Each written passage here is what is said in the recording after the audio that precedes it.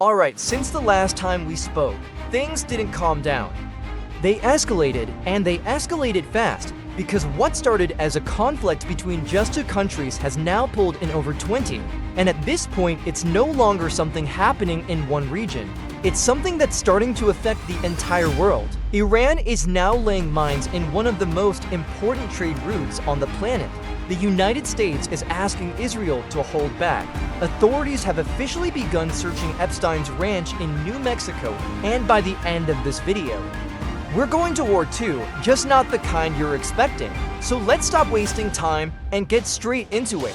Now, this may not officially be a world war, but it's probably the closest we've been in decades. Because less than 2 weeks ago, this was just two countries attacking each other, and now at least 22 countries are involved in some form. Whether that's direct military action, defense systems, or strategic positioning. And according to multiple reports, this crisis has drawn in more nations, more global powers, and more overlapping tensions than anything we've seen since the Cold War, which should tell you just how serious this is becoming. People keep calling this a regional conflict, but that's honestly misleading, because there are a few major ways this is already affecting almost everyone, no matter where you live. The first is that allied countries are now becoming targets, because the US has military bases across multiple countries surrounding Iran.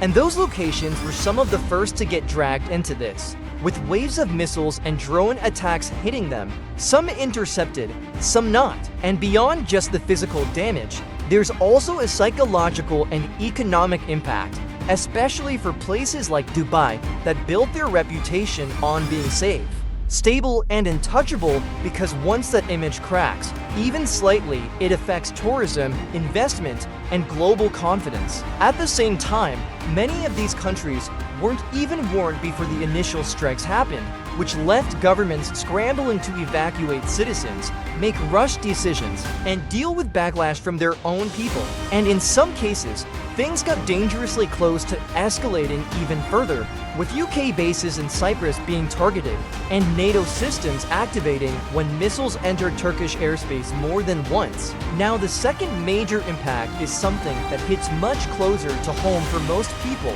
and that's prices, because oil has already surged dramatically, and when oil prices go up, everything else follows, from transport to food to electricity. But here's something important that doesn't get talked about enough. Not every country feels this the same way, because for some people it just means paying a bit more at the store. But for others, especially in already struggling countries, it can mean not being able to afford food at all. Take Sudan as an example, a country already facing a massive humanitarian crisis, where a huge portion of their supplies, including fertilizer, comes from the Gulf region, and when those supply chains get disrupted, it directly impacts food production. And with over 20 million people already dealing with hunger there, situations like this don't just make life harder, they make survival more difficult. So while the war might look regional on a map, the consequences are absolutely global, and they're only getting heavier the longer this continues. Now, as for what's actually happening right now, we're about 12 days into the conflict, and things are not slowing down.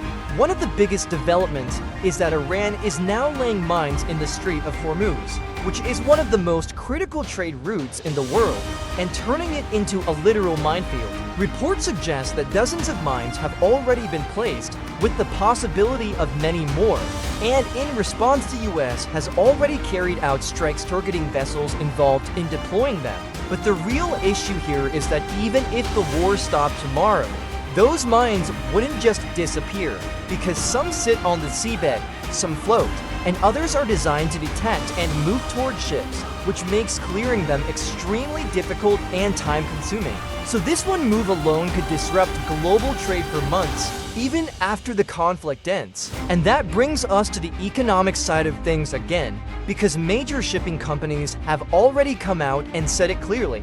The cost of this war is going to be passed down to consumers, meaning higher shipping costs, higher product prices, and ultimately, you paying more for everyday things. Now here's where things get interesting, because for the first time in this conflict, the United States is actually asking Israel to hold back, specifically when it comes to striking Iran's energy infrastructure. And the reasoning behind that is strategic, because those strikes don't just weaken Iran, they also impact civilians, damage resources that could be useful later, and risk triggering even larger retaliation across the region. So on one hand, that sounds like a move toward de-escalation, but at the same time, other statements suggest the exact opposite, with some officials saying the war could end soon, while others are saying it's only just beginning.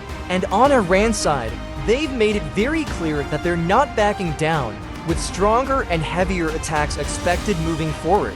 So right now, it's honestly unclear whether things are calming down or ramping up even further.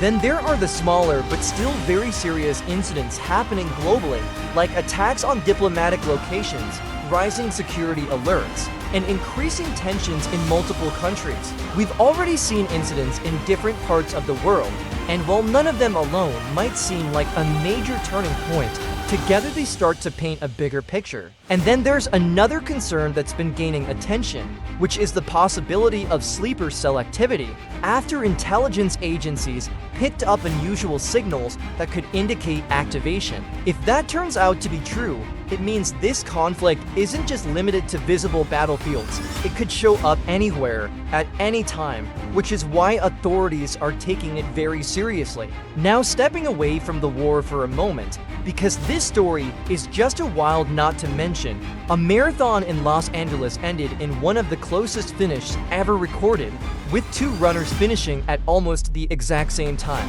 But what made it controversial is that footage suggests one of them may have been thrown off course near the end, losing just enough time to cost him the win. And now people are debating whether it was fair or if the outcome should have been different. Now back to everything else going on. There's also been a lot of discussion around recent appointments and decisions related to the US Air Force, with mixed reactions online and questions being raised about qualifications and roles. At the same time, new reports are highlighting just how much money is being spent, with massive figures being revealed for military-related expenses, covering everything from operations to supplies. And while some of these numbers seem shocking, they also give a glimpse into how these systems operate at a large scale. And finally, there's an update on Epstein's ranch, because authorities have officially begun searching the property, which is massive and has been linked to serious allegations. Investigators are now going through the area carefully, and depending on what they find, this could lead to major developments. So we'll have to wait and see how that unfolds. But for now, that's where the news ends. And I guess we'll see what happens next.